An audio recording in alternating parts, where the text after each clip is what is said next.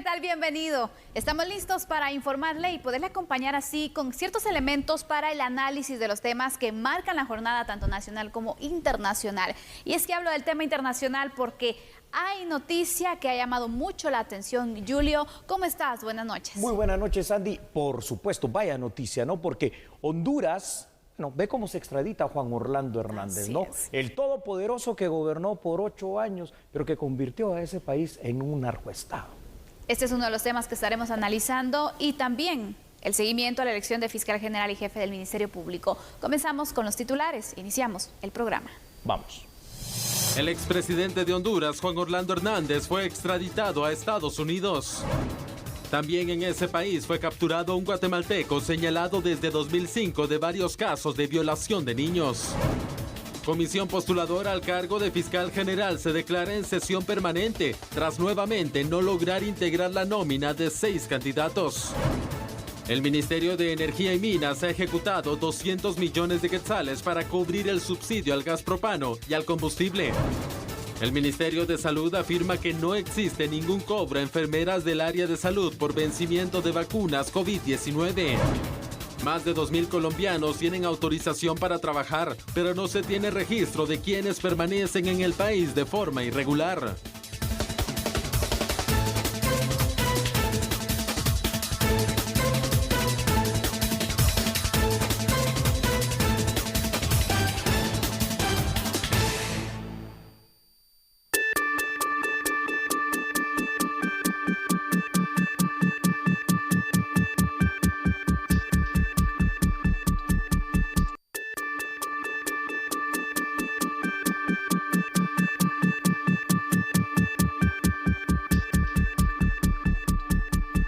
Una dramática situación para un exmandatario que alguna vez fue considerado por las autoridades estadounidenses como un aliado clave en la guerra contra el narcotráfico.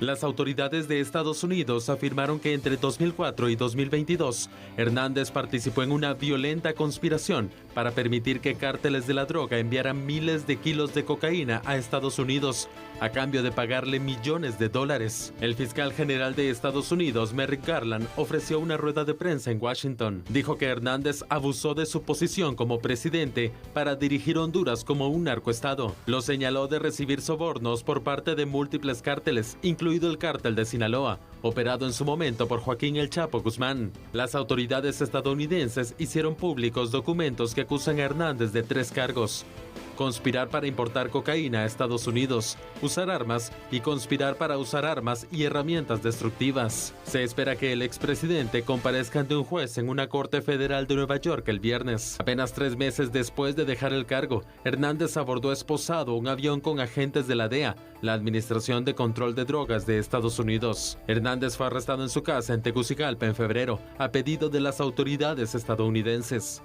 Incluso fue encadenado, una escena que muchos hondureños nunca imaginaron presenciar. La Corte Suprema de Honduras rechazó a fines de marzo una apelación a la decisión de un juez a favor de la extradición. Juan Orlando Hernández ha negado repetidamente las acusaciones. Afirma que es inocente.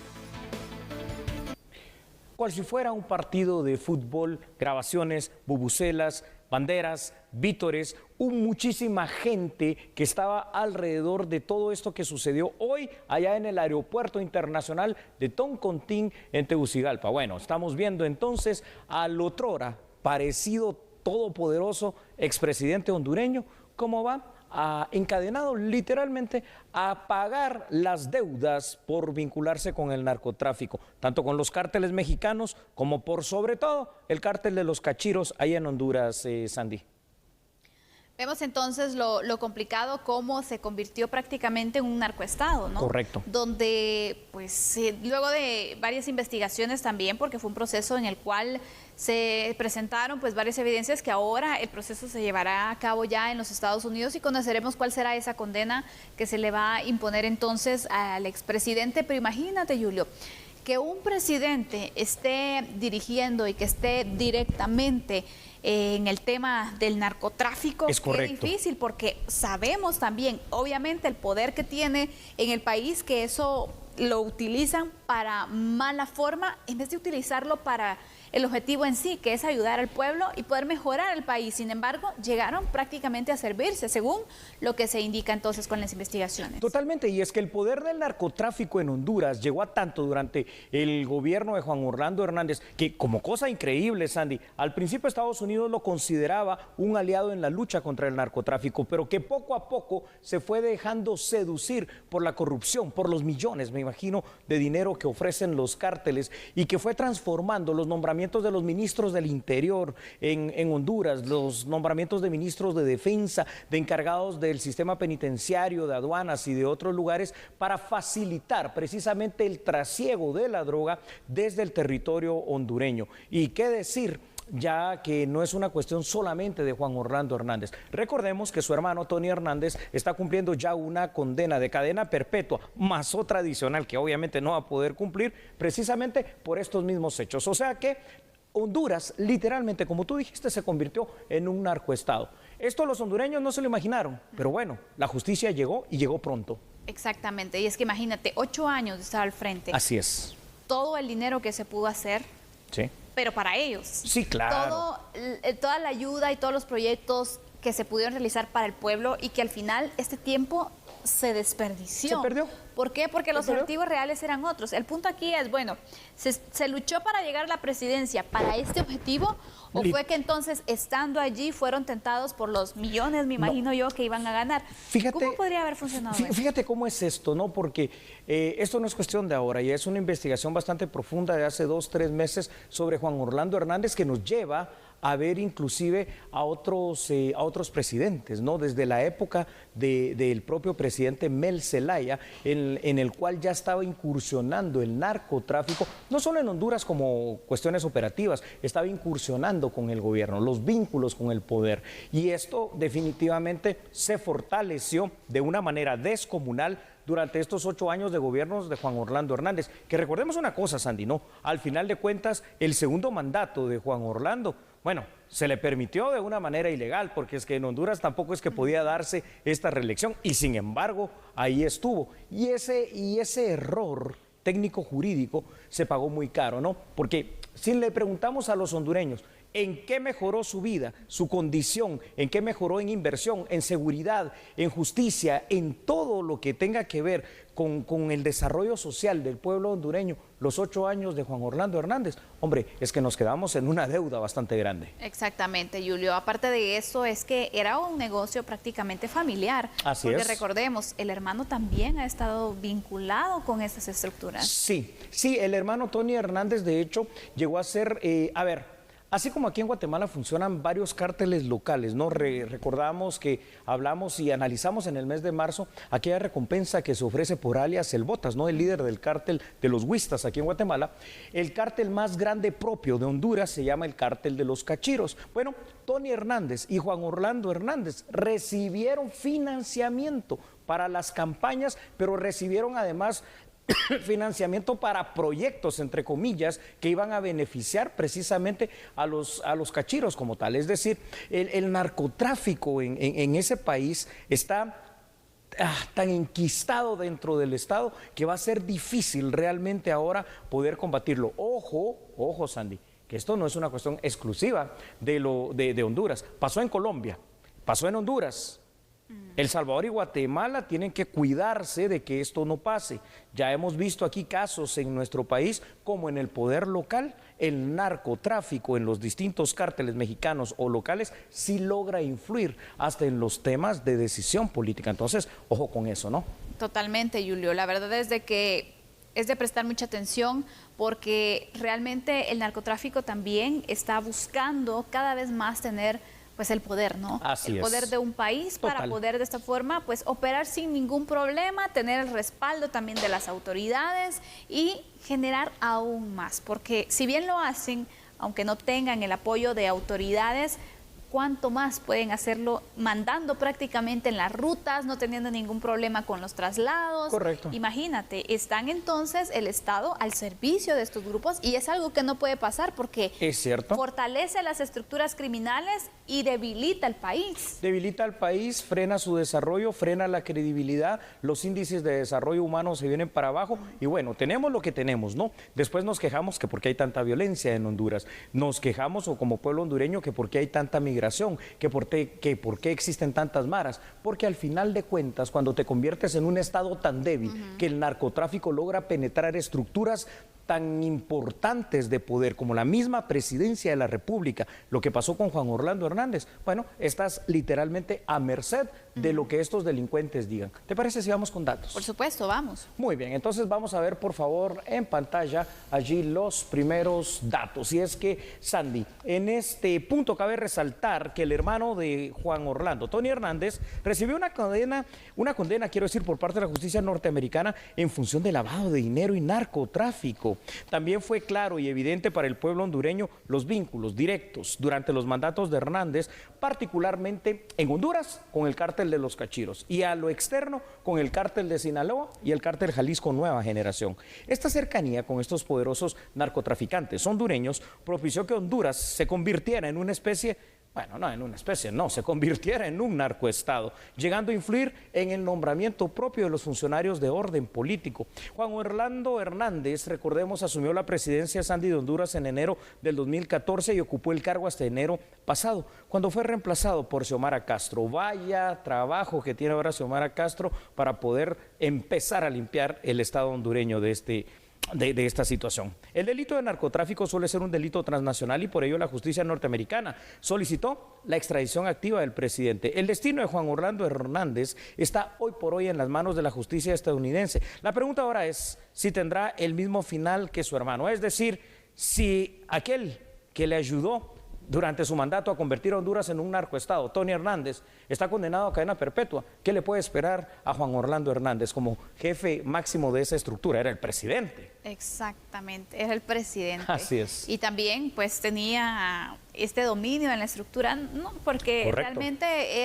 estaba pues según las investigaciones bastante metido también en el funcionamiento, en el apoyo y bueno, la situación logística también que se pueda realizar. Sí. Julio. Dime, Sandy.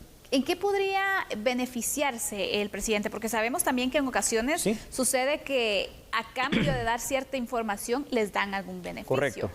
¿Cómo ves tú el juicio que pueda enfrentar el expresidente? Lo veo imposible en este caso en cuanto al beneficio del que tú hablas, que por supuesto la justicia norteamericana los brinda, pero ¿sabes por qué? Digo en mi particular concepción que lo veo difícil. Juan Orlando era parte de los capos literalmente de la estructura del narco, es decir, como presidente a la par de los cachiros, a la par de los representantes del cártel de Sinaloa en Honduras y de los otros cárteles, tomaba decisiones, es decir, por encima de él, al menos en lo que es Honduras, no había nadie.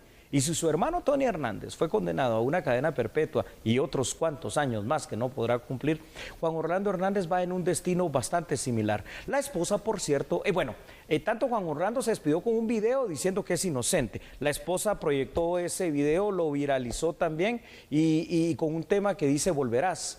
Pero yo creo, aquí hablando muy claramente, que los días de Juan Orlando Hernández en Honduras se terminaron, se acabaron. Él terminará pues el resto que le quede de vida, pagando lo que debe por el delito de narcotráfico allá en los Estados Unidos, donde no hay privilegios además en las prisiones. ¿Sí crees que podría ser incluso una cadena perpetua? Creo que sí, y depende el Estado. Afortunadamente para Juan Orlando Hernández, el Estado que lo está requiriendo en este caso no tiene vigente la pena capital, la pena de muerte. Entonces creo que se le va a imponer la pena máxima por el hecho de ser uno de los líderes de esa estructura que convirtió a Honduras en un narcoestado. ¿Cómo es esto, no? A Estados Unidos a veces se le voltean las cosas y sus peores enemigos terminan siendo aquellos que consideró que eran sus principales aliados. Caso de Juan Orlando Hernández, caso de Osama Bin Laden y tantos otros casos que podemos ir mencionando. Saddam Hussein en su momento, personas a los cuales Estados Unidos vio como aliados, pero que se convirtieron realmente en verdaderos delincuentes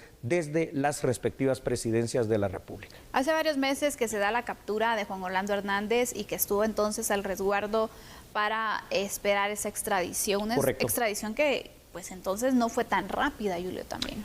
Sí, tienes razón. Sin embargo, a mí sí me sorprende algo, es decir, vemos cómo rápidamente, ¿no? De enero a esta parte, deja de ser presidente, hace las apelaciones correspondientes, inclusive a la Suprema Corte de Honduras, le deniegan esta situación. Y Honduras, hombre, aquí hay que decir una cuestión, demuestra que entregó a Estados Unidos, a la justicia estadounidense por las pruebas y el tratado de extradición vigente que ellos mantienen, a su expresidente, que recién, pues, podemos decirlo así, hace 3 meses todavía estaba en el poder. Pero es que Honduras tampoco tenía otra alternativa. ¿Cómo te vas a negar ante la principal potencia del mundo? Sobre todo cuando te están presentando evidencia que esa persona, aprovechando el poder que tuvo, convirtió a Honduras en un reducto magnífico del narcotráfico. Ahora hay que pensar, si en Honduras esto va a cambiar, este poder del narco que estaba diseminado por allí se va a trasladar y solo hay 2 destinos a donde puede hacerlo, porque México ya está, es El Salvador y Guatemala. Hay que tener mucho cuidado. Mucho cuidado.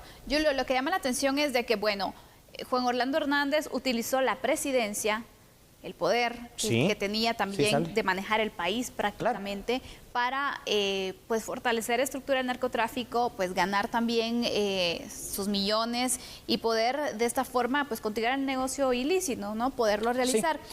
Lo hizo en Honduras. Lo que llama la atención entonces, y es lo que hemos hablado aquí cuando hay temas de extradición, que cometen los delitos relacionados especialmente con el narcotráfico, donde se operó en el país, pero es juzgado y va a pagar en otro país. Correcto. Y hablábamos, ¿no? El hecho de que no existe al final justicia en el país donde se cometió, porque también vamos a este punto, ¿no? Defraudó al país entonces porque utilizó el poder para poder operar con el narcotráfico. Si hacemos un análisis profundo e hilando muy fino, como lo estás haciendo tú en este momento, claro, o sea, donde primero hubiese tenido que pagar ante la justicia sería en la misma justicia hondureña. ¿Por qué? Porque delinquió en territorio hondureño, porque permitió la cooptación del Estado hondureño por las estructuras del narcotráfico. Pero fíjate que yo creo que este es una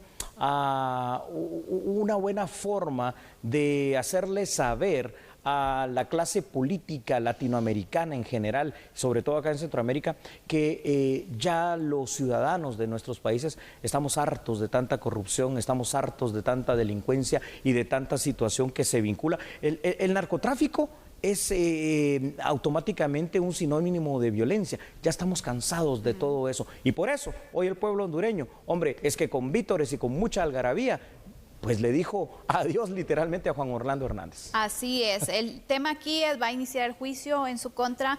Veremos entonces cuál será el resultado. Por cierto, estos juicios normalmente son rápidos. Son express. Y de esta forma entonces también, probablemente pues en las próximas semanas, si mucho podemos entonces saber, ¿tendrá una cadena perpetua? ¿Qué medida se le tomará? ¿Qué condena es la que tendrá Juan Orlando Hernández? Porque para que Estados Unidos solicite una extradición y pues presente también es porque tiene evidencia suficiente para poder de esta forma enjuiciar a alguien. ¿Cuáles son tus conclusiones, Julio? Claro que sí, yo creo que esta es una muestra realmente de fortaleza en cuanto al combate al narcotráfico en Centroamérica, por parte de Estados Unidos, por supuesto, y del Estado hondureño. La suerte está echada para Juan Orlando Hernández. Aquí ya no hay literalmente monedas al aire como esa que acabo de votar. Aquí lo que hay es una cuestión. Lo único que queda por esperar es saber cuál va a ser la condena que va a recibir por delitos federales vinculados al narcotráfico y lavado de dinero Juan Orlando Hernández. Y esto tiene que ser también una dura lección para toda la clase política, repito, de toda Latinoamérica y particularmente de nuestro istmo centroamericano. Continuamos con la información a través de Sandy Monroy. Así es, Julio, porque vamos a conocer ahora otras noticias de carácter nacional. Las autoridades del Ministerio de Energía y Minas dieron a conocer el tema del desembolso al subsidio del gas propano y también a combustibles durante los primeros 15 días de vigencia de este decreto. A 2 semanas de iniciar la aplicación del subsidio que aprobó el Congreso de la República para el gas propano y los combustibles, el ministro de Energía y Minas informó sobre la ejecución que se registra hasta el momento. El subsidio de las primeras 2 semanas del gas propano alcanzó casi los 21 millones de quetzales. Es un ritmo muy parecido al que observamos en los 3 meses del anterior decreto. Así que eso está muy bien, funcionando muy bien. Y en el caso del apoyo a la gasolina y el diésel, En las 2 primeras semanas se alcanzó casi 179 millones de quetzales. Estamos en este momento en el proceso de pago, pero los reportes que tenemos es que efectivamente la medida está funcionando bien y que se están trasladando efectivamente esos descuentos a los guatemaltecos. El subsidio que aprobó el Congreso fue de 150 millones de quetzales para el gas y 745 millones para combustible regular y diésel. Según las autoridades, se ha observado un incremento en las ventas de estos derivados. Tenemos datos de un consumo superior tanto de regular como de diésel. Entendemos que ante la expectativa de que entrara en vigencia el decreto, muchas personas, pues los que pudieron probablemente no repostaron combustible, sino hasta que el decreto entró en vigencia. Entonces, estamos monitoreando, la segunda semana fue la Semana Santa, entonces tampoco es una semana muy normal en cuanto a consumo. Hay un incremento en el consumo del combustible regular, pero una merma en el diésel, porque evidentemente es una semana que comercialmente pues los camiones paran, los que pueden, pues. Yo creo que la tercera semana nos va a dejar mejores datos. Ahorita estamos pues contentos en el sentido de que la medida está funcionando y que no se nos ha reportado pues problemas en la aplicación. El apoyo social para cada uno de los derivados es de 80 centavos de quetzal por libra de gas propano, y en cuanto a los combustibles, 2 quetzales con 50 centavos para regular y 5 quetzales para diésel. Las autoridades señalaron que los precios en hidrocarburos continuarán con tendencia al alza, pero moderada.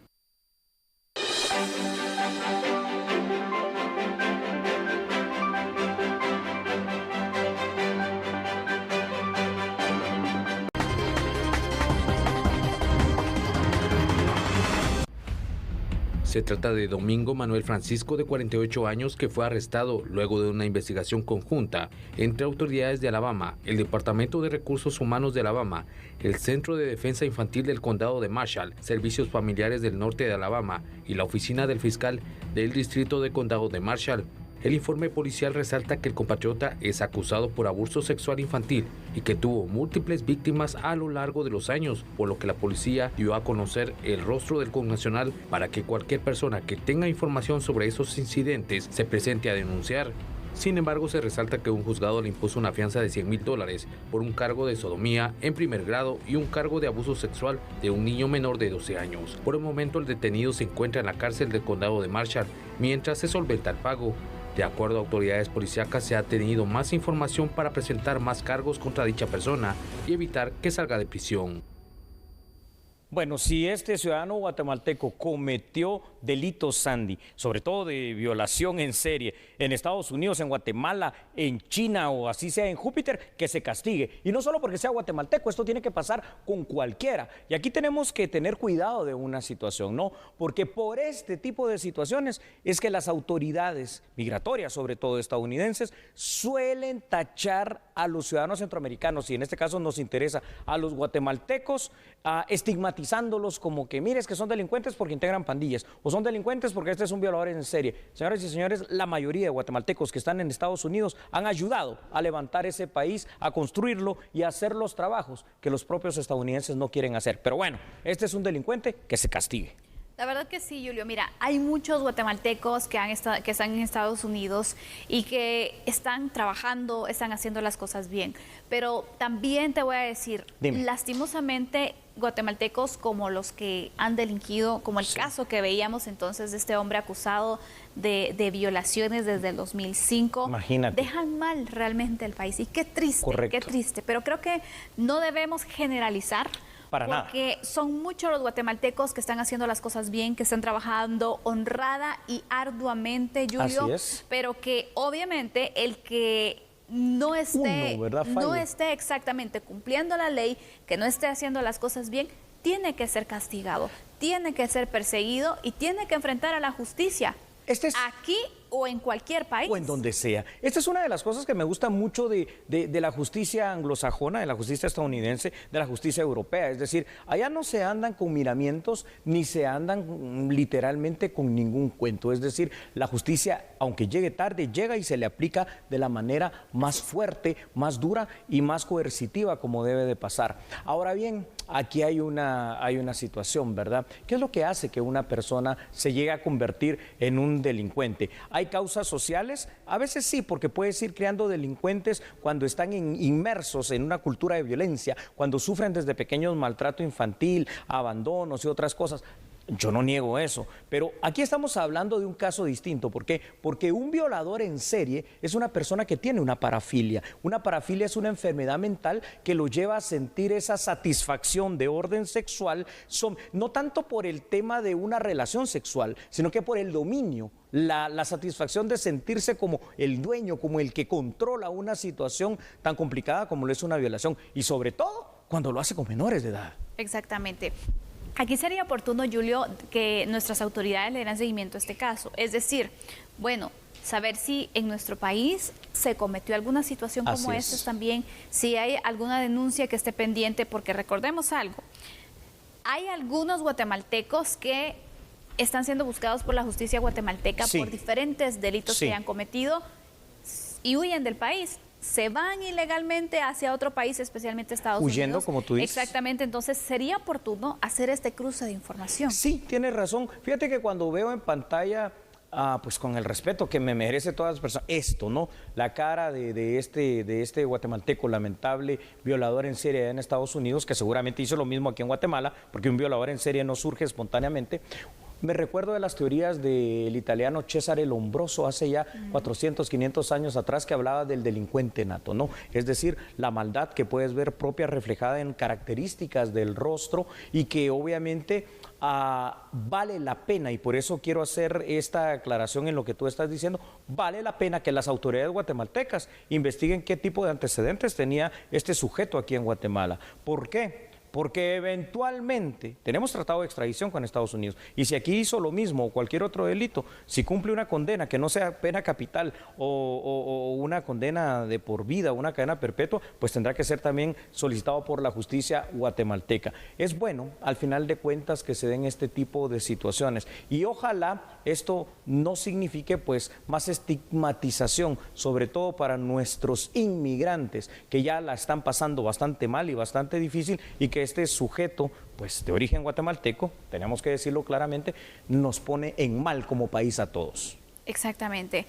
Son pues precedentes que se marcan, son casos que como digo, no se tienen que generalizar, pero jamás. Sí, qué bueno la verdad que fue detenido y que ahora pues va a enfrentar a la justicia por estos señalamientos que se le hacen. No solamente es uno, Julio. Qué difícil la verdad, porque vemos entonces como una serie de situaciones que se denunciaron, pero también incluso en Estados Unidos no sabemos si existieron más víctimas, porque estamos hablando únicamente de los casos que hay una denuncia formal. Y que habrán muchos que no se conocen. Vamos con datos, por favor, para que usted pueda acompañarnos en este análisis. Ahí los tiene en pantalla. Y es que tiene que saber lo siguiente. Casi como regla general, los guatemaltecos que migran hacia Estados Unidos son personas que lo que buscan nada más es un mejor futuro y que, por supuesto, llegan a trabajar y a trabajar duro, Sandy, por ellos y también por ese país. Sin embargo, siempre hay excepciones, no a toda regla. Y aquí tenemos una excepción. Existen casos de connacionales que sí delinquen en aquel país, como el ejemplo de quienes integran las pandillas. Bueno, pero si a eso vamos, la más grande de las pandillas que funciona allá es la MS-13. No son necesariamente guatemaltecos, son la mayoría salvadoreños. Ojo, bueno, ese es otro tema. De manera específica trascendió un caso de un guatemalteco acusado allá en Albertville de ser un pederasta, un violador en serie y de haber abusado sexualmente de varios menores de edad a lo largo de muchos años. Ahora bien, por una persona no se puede permitir que se estigmatice a todos los ciudadanos guatemaltecos, residentes y trabajadores honrados en Estados Unidos. Con otros datos vamos a seguir sustentando este análisis, porque así como pueden encontrar guatemaltecos que delinquen en Guatemala, lo mismo puede pasar en cualquier país del mundo, pues hay condiciones, y esta es una condición específica que se llama parafilia, que los hace delinquir. En este caso, la parafilia es la enfermedad mental que le provoca a él esa satisfacción de poder someter a una persona y abusar de alguna manera sexualmente de ella. Y tal como pasaría, fíjate, Sandy, con un ciudadano de cualquier país, así sea chino, japonés, europeo, lo que sea, este guatemalteco tendrá que ser juzgado, y qué bueno que así sea, y castigado por las leyes federales estadounidenses. Ser delincuente no es cuestión de nacionalidad, jamás. Ser latino no es cuestión de ser un delincuente, no, o de cualquier otra condición. El delincuente es ya sea un delincuente nato porque nació así, como este sujeto con esta parafilia, o en el camino, dependiendo en las condiciones sociales y los tratos que vaya recibiendo, se va convirtiendo por circunstancias personales en eso. Vemos entonces este caso. Julio, son varios los guatemaltecos que han sido pues castigados en Estados Unidos por diferentes situaciones.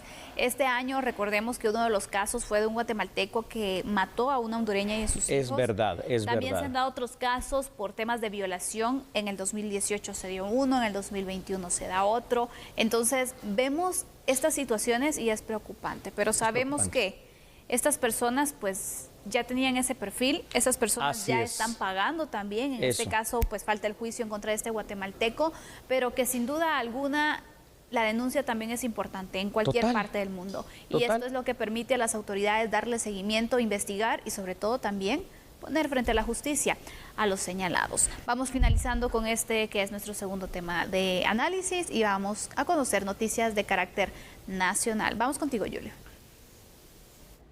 Muchas gracias, Sandy, y continuamos con la información, porque es importante que usted sepa que el ministro de Salud, Francisco Coma, recalcó que no existe cobro de vacunas por vencimiento ante caso de enfermarse del área de salud del departamento de Escuintla específicamente. Así que ampliamos la información en este momento. Un grupo conformado de 6 enfermeras del área de salud de Escuintla dieron a conocer que les están haciendo un cobro de 22,000 quetzales a cada una por la pérdida de vacunas, pues estas vencieron antes de ser administradas. La auditoría interna llega a la investigación del vencimiento de 2 tipos de vacuna. Una era Pfizer, que se vence por fecha de descongelamiento porque solo tiene un mes del día que se sale del Centro Nacional de Biológicos para ser administrada. Y la otra es la vacuna Sputnik, que tiene fecha de caducidad. O sea, eso no era por descongelación, sino que era porque la vida útil llegaba hasta esa fecha. Le quiero mencionar que una de las cuestiones que ellos atribuyeron en la búsqueda es de que pues éramos culpables porque no se administraron, que no se hicieron esfuerzos. Ante esta situación, el ministro de Salud señaló que no existe tal protocolo de cobro por vacunas vencidas, pero sí por procedimientos inadecuados. Hay procedimientos, sí, en donde se establece cuál es el monto de las pérdidas de las vacunas. No hay, ni en este momento existe ninguna instrucción de emitir cobro de vacunas. Es que es de nuevo, no se puede pedir a un personal de salud, ¿sí?, que pague unas vacunas que tienen diferencias sustanciales. Son vacunas con 3 meses de vida media. Segundo, este personal ha estado entregado a servir a la población y a vacunarse. Ni el personal de salud ni el ministerio tienen control sobre aquellas personas que no se quieren vacunar. No, miren, distinto es cuando ha habido un problema en el manejo de la vacuna, donde ha habido desidia, imprudencia, y no sé exactamente cuál es el caso de Escuintla, lo voy a preguntar, pero no, el objetivo es, y como le digo, mi posición como ministro es que nadie tiene por qué hacerse responsable del pago de una vacuna vencida cuando las condiciones de si se ponen o no se ponen no están en el control de las personas. El titular de Salud recalcó que el equipo jurídico que señalan las enfermeras no pueden proceder a hacer cobros y que debe realizarse una auditoría para determinar si existe motivo o no de cobro. Yo le voy a pedir un favor a usted, televidente. Míreme y míreme bien a los ojos. Por ningún motivo se le vaya a ocurrir cambiar, porque junto a Sandy Monroy y el equipo de La Medida regresamos para ver el tema del análisis de la Comisión de Postulación a Fiscal General. Nosotros somos A la Medida.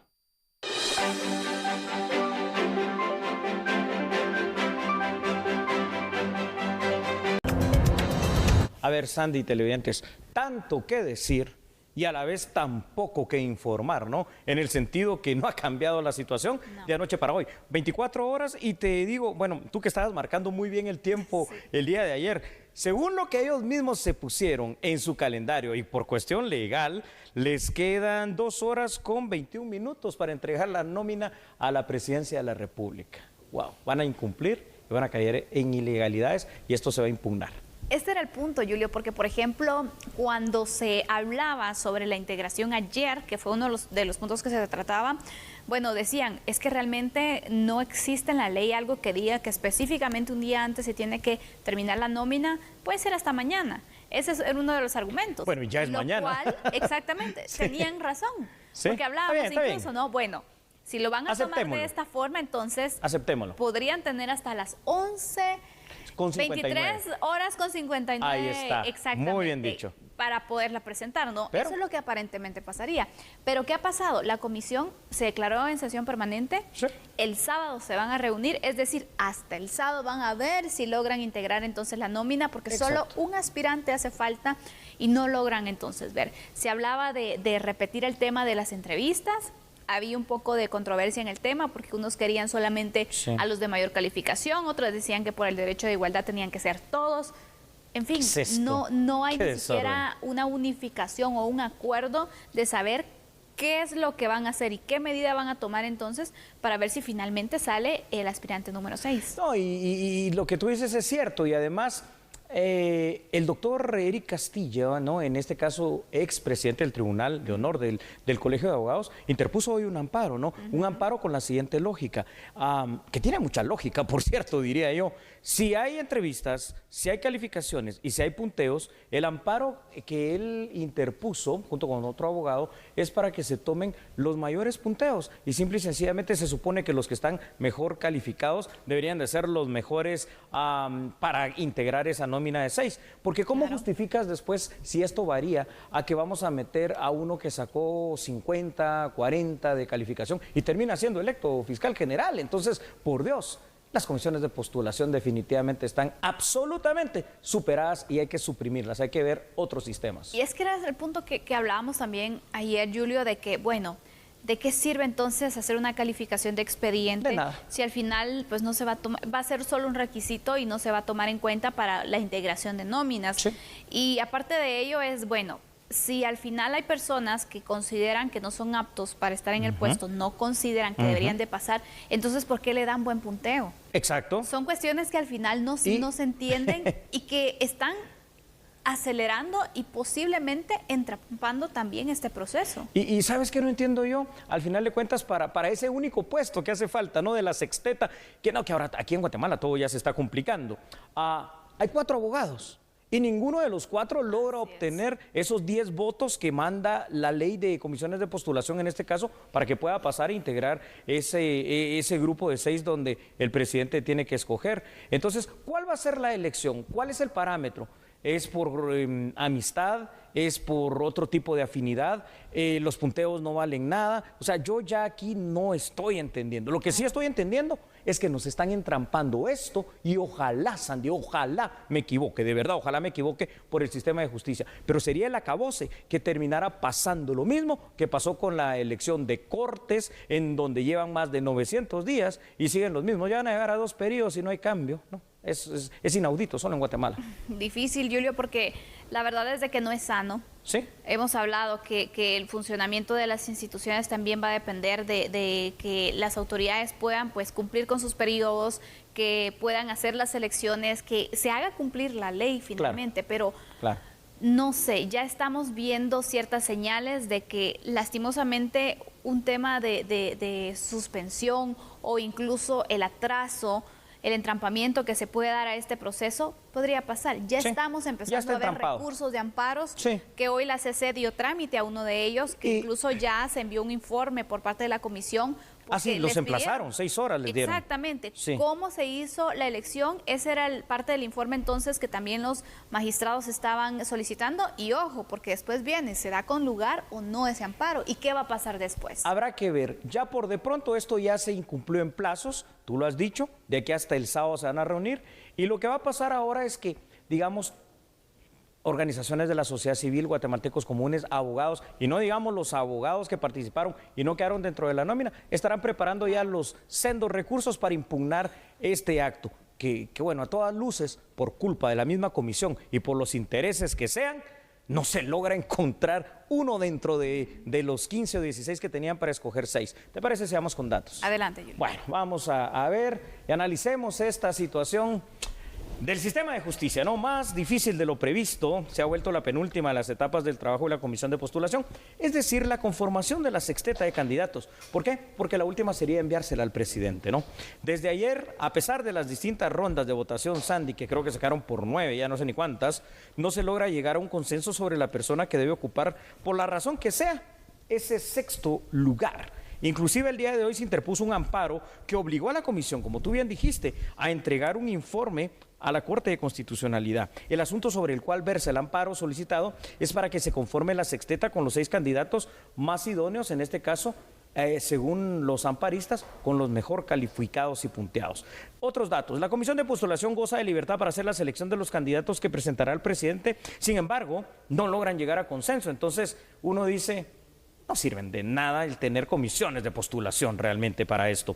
Según su programación, hoy tendrían que remitir a la Presidencia de la República el listado relacionado, pero parece ser que eso no será posible. El peligro más grande que puede pasar en la institucionalidad es que los plazos y las fechas de recambio de funcionarios, así sean constitucionalmente establecidos, no se cumplan. Y ojo, que este es el camino que estamos ya previendo que va a pasar, en este caso también Corte Suprema de Justicia, Ministerio Público, y después esto se extenderá a todo el sistema de justicia. Es un caos, aquí cada quien hace lo que quiere. La Constitución cada vez es más pisoteada e irrespetada. Exactamente, Julio. Y es que también con este proceso se ha dicho por parte de varios sectores cómo se evidencia una y otra vez que parece que el tema de las comisiones de postulación pues no están funcionando para realizar estos procesos.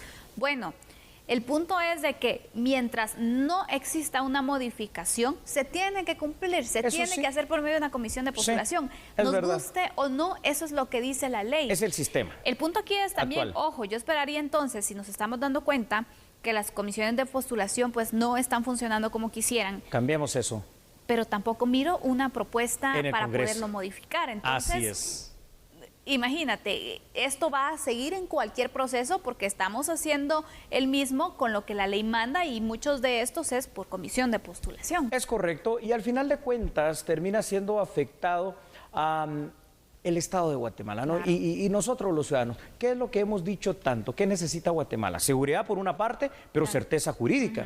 Y aquí ni hay seguridad y ahora ni certeza jurídica. Los propios encargados de operar el sistema de justicia y de hacer las escogencias para que lleguen, digamos, nuevos magistrados y nuevos funcionarios a este sistema de justicia tan maltrecho en Guatemala, pues simple y sencillamente son los encargados de entrampar, son los encargados de que esto no se lleve a cabo, de incumplir los plazos y de hacer su propia voluntad. Y entonces yo digo, tal y como tú estabas mencionando, ¿para qué sirve el trabajo de una comisión de postulación? Que para eso mejor que no califique en nada, sino que digan, yo voy a escoger a este porque me cae bien, o a aquel otro porque es mi amigo, y a este no porque me cae mal, o este otro no porque ni lo conozco. Entonces, esto es totalmente subjetivo y no se pierde, bueno, mejor dicho, se pierde completamente la objetividad, se pierde la imparcialidad y sobre todo se pierde el tema del cumplimiento de la justicia, del cumplimiento de la ley, simplemente eso.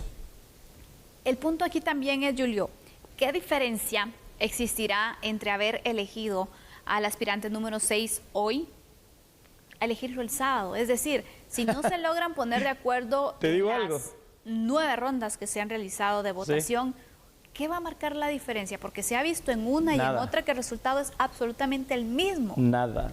Solo se está trazando. Sí, solo se está trazando por gusto, por decisión que ha tomado la comisión de postulación. Vaya usted a saber el porqué. Y como conclusión me quedo con lo siguiente, Sandy, para que usted, por favor, en casa pueda analizarlo.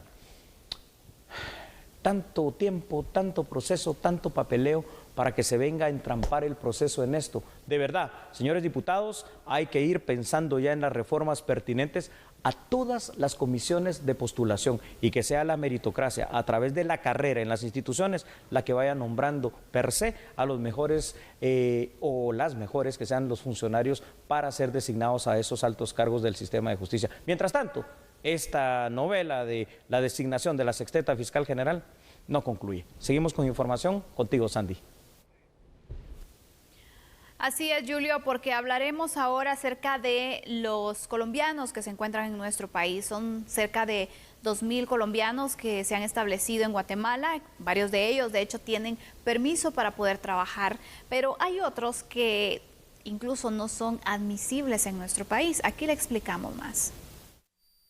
En Guatemala hay 1.276 colombianos residentes de forma permanente y 615 de forma temporal, quienes cuentan con la autorización de establecerse en el país y realizar actividades laborales del Instituto Guatemalteco de Migración.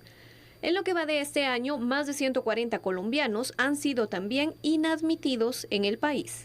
Han ingresado a territorio guatemalteco ciudadanos de nacionalidad colombiana. Hay que recordar que para poder ingresar a territorio guatemalteco hay que llenar siempre todas las solicitudes que ha pedido el Ministerio de Salud, que es el control, la carpeta control de vacunación, esquema completo y un hisopado de 72 horas. Al momento hemos tenido 145 personas de nacionalidad colombiana inadmisibles que no han llenado sus requisitos de un control migratorio ordenado y seguro y se han sido rechazados inmediatamente en Aeropuerto Internacional Aurora, de los cuales también hemos tenido 6 colombianos albergados y 4 personas expulsadas. Esas son las estadísticas que tenemos para los ciudadanos colombianos, y volvemos a exhortar que para ingresar a territorio guatemalteco hay que llenar los requisitos, hay que tener todos los documentos en orden para poder entrar a territorio guatemalteco.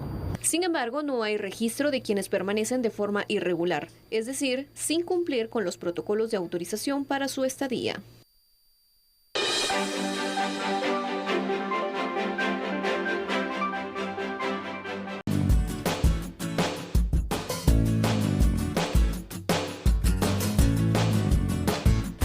Para la fecha de hoy, 21 de abril de 2022, este es el tipo de cambio del dólar estadounidense según el sitio Infodólar y el Vanguard.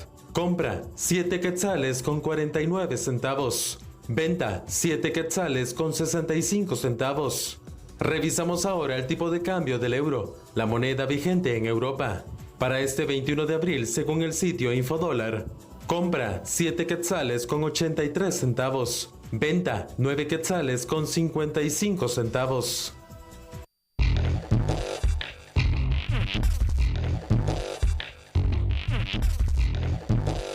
Momento de las noticias internacionales acá en A la Medida. El presidente de Rusia, Vladimir Putin, declaró victoria sobre la ciudad de Mariupol en el este de Ucrania.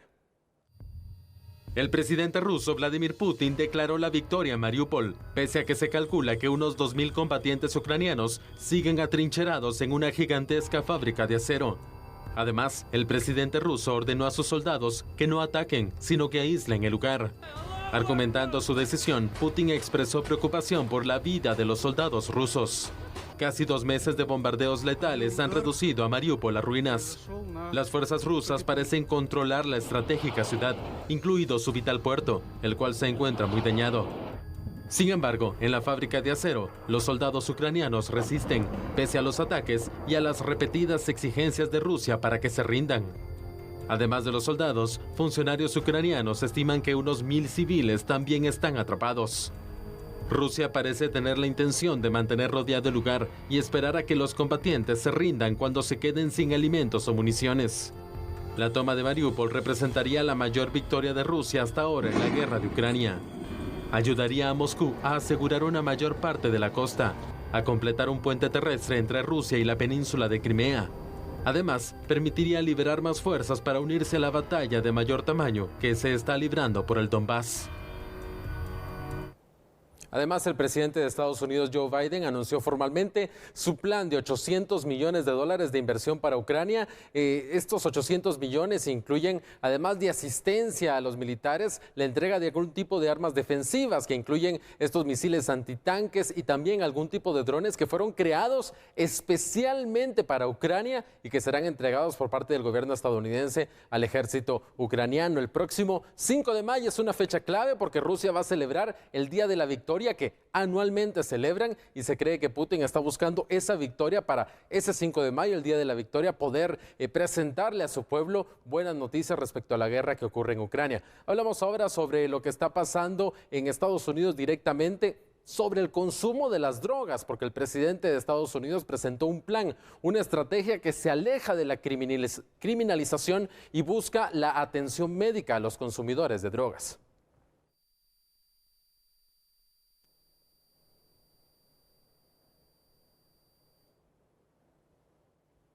La situación entonces es bastante diferente a otras estrategias que se ha promovido previamente. Sin embargo, para algunos expertos existe también esta disyuntiva entre lo que Estados Unidos está promoviendo acá en la región latinoamericana específicamente, que es ese combate al narcotráfico, y lo que quieren promover dentro de los Estados Unidos de América, que es lo que se ha hablado incluso acá en A la Medida, que es una estrategia mucho más dedicada a la atención y el control de las personas que tienen una adicción hacia las drogas. La estrategia plantea también unos puntos muy importantes: el combate al narcotráfico y al trasiego de drogas en el extranjero, en la fabricación. Sin embargo, también que han señalado varios expertos es que no habla específicamente sobre el combate al tráfico de drogas dentro de Estados Unidos, únicamente fuera de las fronteras de Estados Unidos, y es algo que ha llamado bastante la atención sobre lo que está pasando.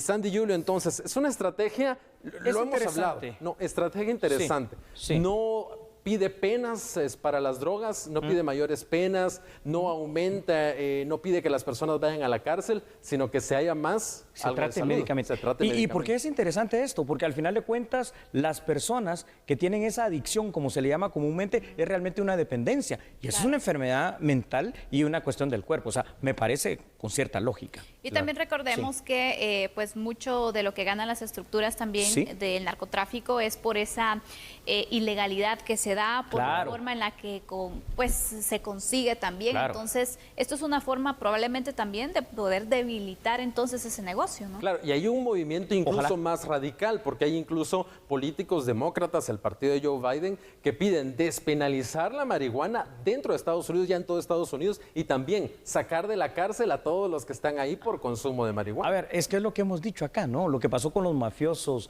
italianos en aquella época de la Gran Depresión. Una vez se despenalizó eso, se les vino el negocio abajo. Habrá que pensarlo. Y más en Estados Unidos, que es el gran negocio de toda América. Es correcto.